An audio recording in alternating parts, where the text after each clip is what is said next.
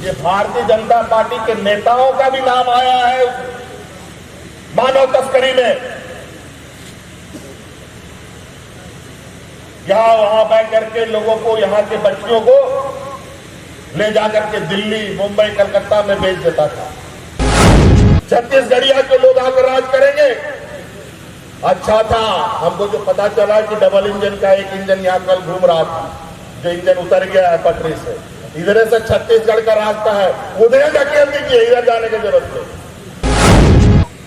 उन लोग को बहला फुसलाकर, किसी को हड़िया दारू पिलाकर, किसी को मीट मुर्गा खिलाकर, किसी को पैसा देकर, किसी को मोटरसाइकिल देकर, किसी को गाड़ी देकर, किसी को ठेका टेंडर देकर के कुर्सी में आके बैठ जाता है। सबको लड़वा दो और अपना राजनीतिक रोटी सकते रहो। और जहां कोई आदमी लड़ता झगड़ता नहीं है, जहां द्वेष भाव नहीं है, वहां भारतीय जनता पार्टी का रोटी या दाल पकता नहीं है।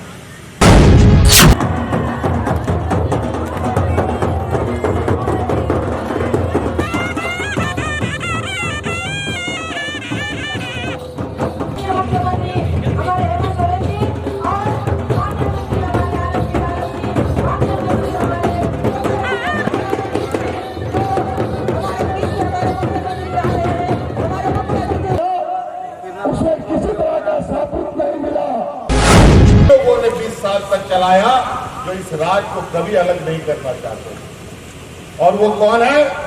वो है भारतीय जनता पार्टी का लोग। 20 साल तक यही लोग इस राज में राज किया।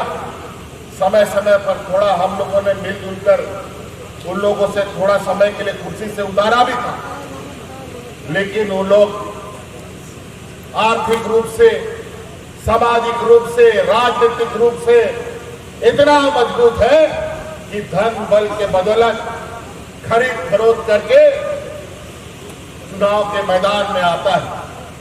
और हमारे गांव देहात के लोगों को, जो सीधे साधे भोले भाले लोग हैं, उन लोग को बहला फुसलाकर, किसी को हड़िया दारू पिलाकर, किसी को मीट मुर्गा खिलाकर, किसी को पैसा देकर, किसी को मोटरसाइकिल देकर, किसी को गाड़ी देकर, किसी को ठेका टेंडर देकर के कुर्सी में आके बैठ जाता है। 20 साल तक इन लोगों ने जो त्राहिमाम राज अलग होने के बाद इस राज का किया है,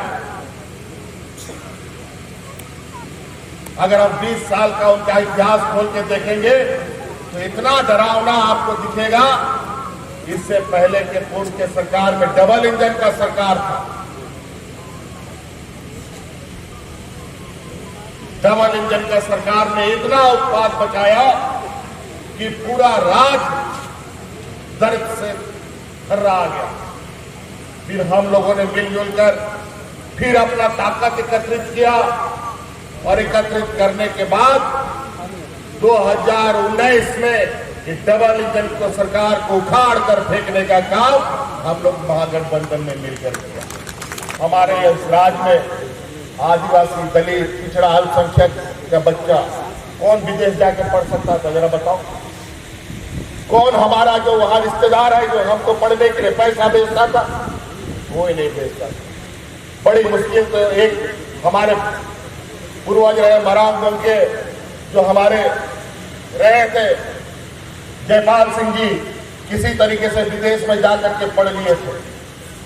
उन्हीं के नाम पर मरांगम के पारदर्शी छात्रवृत्ति योजना प्रारंभ किया, जहां विदेश में ऊंची पढ़ाई के लिए पूरा का पूरा पैसा, पूरा का पूरा खर्चा अब राज्य सरकार उठाएगी। यहाँ के आदिवासियों के लिए, यहाँ के दलितों के लिए, यहाँ के अल्पसंख्यकों के लिए। पिछला बार तो हम लोगों ने 6 बच्चों को भेजा है।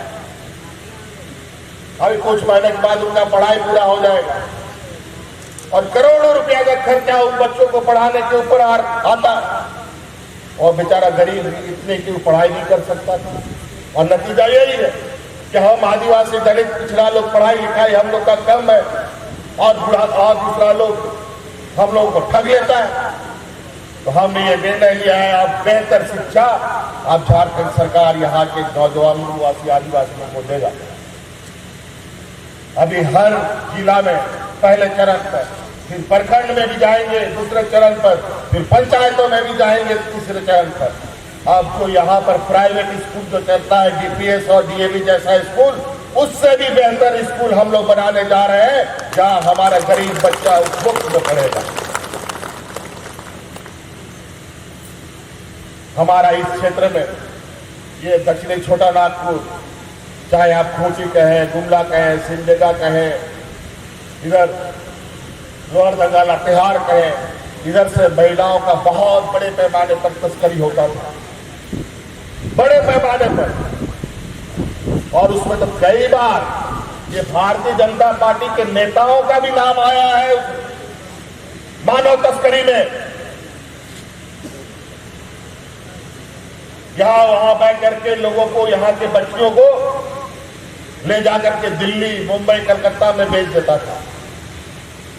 हम लोगों ने योजनाबद्ध तरीके से आज उस तस्करी को, मानव तस्करी को रोकने का लगातार प्रयास किया है। और आप लगातार खबरों में सुनते होंगे, कभी कर्नाटका से, कभी दिल्ली से, कभी मुंबई से अनेकों लड़कियों को हम लोग जहां बंधन बना के रखी गई है उनको हम छुड़ा छुड़ा करके ला रहे हैं। हर महीना, हर हफ्ता कोई ना कोई खबर आप सुनेंगे। आज इस राज्य के लोगों का आर्थिक, सामाजिक रूप का कमजोरी का फायदा यहाँ का खनिज संपदा तो लूट ही रहा था, साथ साथ में हमारे यहाँ के आदिवासी मूलवासियों की अस्मिता भी लूटने का इन लोगों ने काम प्रारंभ कर दिया था। उन सब पर हम लोगों ने नकेल कसना जब प्रारंभ किया तो इन लोगों ने एक प्रकार, जब अब हमारी यहाँ के मूलवासी आदिवासियों की राजनीतिक ताकत मजबूत होने लगी तो अपना बौद्धिक और आर्थिक ताकत के बल पर यहाँ के आदिवासी नेताओं को, यहाँ के मूलवासी नेताओं को टारगेट करके अपने उन कथाकथित संवैधानिक संस्थाओं के माध्यम से, ईडी, सीबीआई, इनकम टैक्स के माध्यम से फंसा करके जेल में डालने का काम, उनकी राजनीतिक ताकत कद को छोटा करने का काम किया जा रहा है। उसी का शिकार ये बंधु तिर्की जी हुए। भारतीय जनता पार्टी के लोगों को हराकर पिछला बार 2019 में ये जीत करके गए। अब उन्होंने देखा कि अब दोबारा यहाँ दाल नहीं गलेगी तो इनको झूठा मुकदमा फंसाकर इनका सदस्यता रद्द कर दिया गया।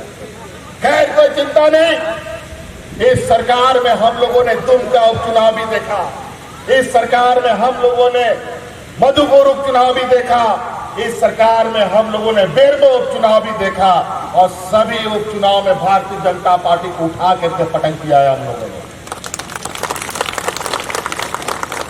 और अब मांडर में आए, अब मांडर उपचुनाव वो देख रहे हैं और मैं आप लोगों की तरफ से ये आवाज सुनना चाहता हूं, क्या इस बार भी हम लोग भारतीय जनता पार्टी को यहां टिकने देंगे? इस बार भी ये ध्यान रहे, ये लोग इतने चालाक चतुर हैं, हमारे ही बीच से हमारा ही भाई बिरादरी, हमारा जात गोतिया का लोगों को दलाल बना लेता है, एजेंट बना लेता है और हम लोग के बीच में घुसाने का काम करता है और हमें तोड़ने का काम करता है। पैसे के लालच में हमारे कुछ आदिवासी भाई बहन, अपने रिश्ते नाते के लोग उसके घर में जाकर दलाली करते हैं। जब इनको अपने से यहां आने का क्षमता नहीं तो उनके रास्ते से यहां आते हैं। इसीलिए ध्यान रहे, ये राजनीतिक ताकत बाबा भीमराव अंबेडकर जी के द्वारा दिया गया ये एक ऐसी ताकत है, लोकतंत्र का ये एक ऐसा पर्व हमको समय समय पर मौका देता है जहां वोट देने का हमको अधिकार होता है। ये एक ऐसा लाठी है जिसको मारो उसका वो आवाज नहीं करता, सीधे परिणाम दिखाता। और ये अधिकार आपका कोई नहीं छीन सकता, लेकिन ये बेईमान लोग अभी वो भी छीनने की तैयारी में। आपको बता देता हूं, जहां लोग लड़ाई झगड़ा करता है वहीं पर उसका राजनीतिक रोटी पकता है। इसलिए सारा ध्यान हम लोगों को अपना लड़ाई झगड़ा और चुनाव को अलग रखना होगा। गलती से गलत आदमी चुना जाता है तो फिर जीवन भर रोना पड़ता है। अभी हम लोग 20 साल के बाद इन लोगों को हटा पाए। ये लोग ऐसा जोक है, एक बार चिपक जाएगा तो आपका शरीर का सारा खून चूसेगा, तभी वो हटेगा, बता देता है। ये राज को अलग करने में 40 साल लग गया और इस राज्य में पूर्ण बहुमत की सरकार और झारखंडियों को सरकार बनाने के लिए 20 साल लग गया। कौन लड़ सकता है इतना? धीरे धीरे तो हम सब खत्म हो जाएंगे। इसलिए मेरा आप लोगों से निवेदन है, आग्रह है, ये झारखंड प्रदेश जहां यहां हर एक कोने में वीर सपूतों ने जन्म लिया, ये राज भगवान बिरसा मुंडा का राज है, ये राज सिद्धू कानू का राज है, ये राज तिलंगा खड़िया का राज है, ये टाना भगतों का राज है। और आज इस राज में ये भारतीय जनता पार्टी और गुजरात का लोग आकर राज करेगा, छत्तीसगढ़िया के लोग आकर राज करेंगे। अच्छा था हमको जो पता चला कि डबल इंजन का एक इंजन यहाँ कल घूम रहा था, जो इंजन उतर गया है पटरी से, इधर से छत्तीसगढ़ का रास्ता है, उधर धकेल दीजिए, इधर जाने की जरूरत नहीं। अजीब हालत है। इसलिए बहुत अभी काम करना है। अभी हम लोगों ने इतना लकीर खींचा है कि इतना लकीर में तो इन लोग का पसीना छुआ हुआ। आगे एक आध साल हम लोग ठीक ठाक रहे और जिस तरीके से इन लोग का षड्यंत्र है उसको हम लोग विफल करते चले गए। ऐसे राजनीतिक लड़ाई का जवाब हम लोग मुंहतोड़ तरीके से देते रहे तो आने वाला समय में इस राज्य में भारतीय जनता पार्टी को झंडा ढोने वाला आदमी भी नहीं मिलेगा। इसीलिए आप सब लोगों से आग्रह है कि इस बार सिर्फ आपको जिताना नहीं है, हाथ छाप पर वोट सिर्फ नहीं देना है। आज हम लोग जेएमएम, आरजेडी, कांग्रेस एक साथ आए हैं और भी हमारे जो वाम दल है उन लोगों का भी सहयोग है। आज पूरा देश त्राही मांग कर रहा है। आज अग्निपथ के नाम पर देश के जवानों में कॉन्ट्रैक्ट बहाली का तो कानून इसी भारतीय जनता पार्टी ने देश में लागू किया है और आज उस कॉन्ट्रैक्ट खत्म करने का पूरा प्रयास सरकार की तरफ से चल रहा है। आज देखिए 20 साल में 12 शिक्षक बेचारा रोज लाठी डंडा खाता था, रोज मारा जाता था, अनेकों 12 शिक्षक मारे गए अपना हक अधिकार मानते मानते। 20 साल तक उसका कोई सुध नहीं लिया। ये 12 टीचर सब लोग 12 महीना में 11 महीना तो सड़क पर रहता था। हमारा बच्चा लोग पढ़ेगा कहां से? लेकिन हम कोरोना के बाद सबसे पहले 12 शिक्षकों का समस्या का समाधान किए। आज देखिए 12 महीना में 11 महीना शिक्षक स्कूलों में है, कोई शिक्षक सड़क पर नहीं। आज इसीलिए बातें बहुत हैं। हम लोग कमजोर नहीं है, हम लोग को कमजोर बनाया जा रहा है। हमारे पास कोई ऐसा कमी नहीं है जिसके वजह से हम कमजोर दिखे, लेकिन एक योजनाबद्ध तरीके से आखिर कमजोर आदमी रहेगा तभी ना शोषण होगा। कमजोर नहीं रहेगा तो उन लोग का ड्राइवरी के खटेगा, घर में बर्तन के मांजेगा, उसका मजदूरी के करेगा। और आज इन लोग को खटक रहा है कि उनके बराबर में एक आदिवासी नौजवान उसके बराबर में आके बैठा है, तो इनको कभी बर्दाश्त नहीं हो रहा। इसीलिए हम लोगों को अपना हमेशा एकजुटता दिखाना होगा। इसलिए हम लोग अभी 23 तारीख को चुनाव है और ये जंगल, पहाड़, नदी नाला का क्षेत्र है। यहाँ सब जो वोट वाला जो पदाधिकारी होता है वो जाता है, जल्दी भागने का कोशिश करता है। याद कीजिएगा, उस दिन सब काम छोड़ करके खेती बाड़ी वगैरह को भी थोड़ा सा हम लोग उस दिन वोट का काम कर लेंगे। एक दिन 1-2 घंटा भूखा रह जाएगा हमारा बाल बच्चा लोग, तो हम लोग का बाल बच्चा इतना कमजोर नहीं है जो मर जाएगा। इसलिए सबसे पहले वोट करने का काम करेंगे, तभी दूसरा काम करेंगे। और हम लोग का नया शिल्पी नेहा तिर्की का जो हम लोग प्रत्याशी बना है, बंधु तिर्की जी की बेटी है, बेचारा नौकरी करती है, हैदराबाद में करती थी। अब बोला ये लड़ाई आगे के लड़ेगा भाई, इस लड़ाई में तो बाकी लोगों को तो उठा के पटक देगा। तो हम लोगों ने इनको वहां से बुला, नौकरी छुड़वा करके यहाँ बोला कि आप ये लड़ाई भी लड़ लो बेटा थोड़ा, नहीं तो आज हम लोग का आदिवासी मूल राशि को कौन देखेगा। आज इसको हम लोग खड़ा किए हैं। आज इसको नहीं, बल्कि अगर इसको जीतता है तो बंधु तिर्की फिर से यहाँ जीवित होकर के उठेगा और आपके सेवा में लगेगा। इसलिए ईवीएम जो मशीन है, बटन दबाने वाला जो मशीन है, जहां वोट डलेगा 2 नंबर पर हाथ छाप का निशान है, और उस पर इतना बटन दबाइए उसका टैंटे का आवाज, बटने के दिन इतना आवाज हो जाए कि परिणाम उसी दिन घोषित हो जाए कि दूसरा कोई प्रत्याशी नहीं दिख रहा। 2 नंबर ईवीएम मशीन पर बटन है, हाथ छाप का। और जेएमएम के साथियों से, कांग्रेस के साथियों से, आरजेडी के साथियों से, वाम दल के साथियों से आग्रह करेंगे, कोई भी वोट घर में नहीं रहना चाहिए।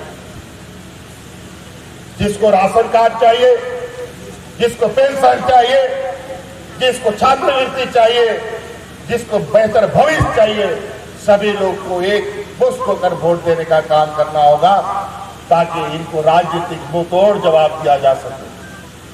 परिणाम तो हालांकि मैं खबर ले ही रहा हूं, हम लोग नहीं भी आते हैं तो जानकारी लेते रहते हैं। ये लोग जो घूम रहे हैं वो सिर्फ और सिर्फ हमारे गांव देहात के लोगों को भड़काने का काम कर रहे हैं। आज अग्निवीर के नाम पर, अग्निपथ के नाम पर पूरा देश जला दिया। पूरा देश में ट्रेनें, बसें, सारी चीजें जल रही है। आज यही भारतीय जनता पार्टी की निर्णयों की वजह से पूरा देश में आग लगा हुआ है। आज उनके नेताओं को बचाने के लिए हम लोग को अतिरिक्त पुलिस बल का उपयोग करना पड़ रहा है, नहीं तो पता नहीं कौन मार देगा उन लोग को और बोलेगा कि ये झारखंड सरकार मार दे। अजीब हालत, गलत काम करेगा वो लोग तो पब्लिक छोड़ देगा क्या? जिस दिन जनता ने अपना हाथ पर ये निर्णय लेना शुरू कर दिया, फिर कोई उपाय नहीं।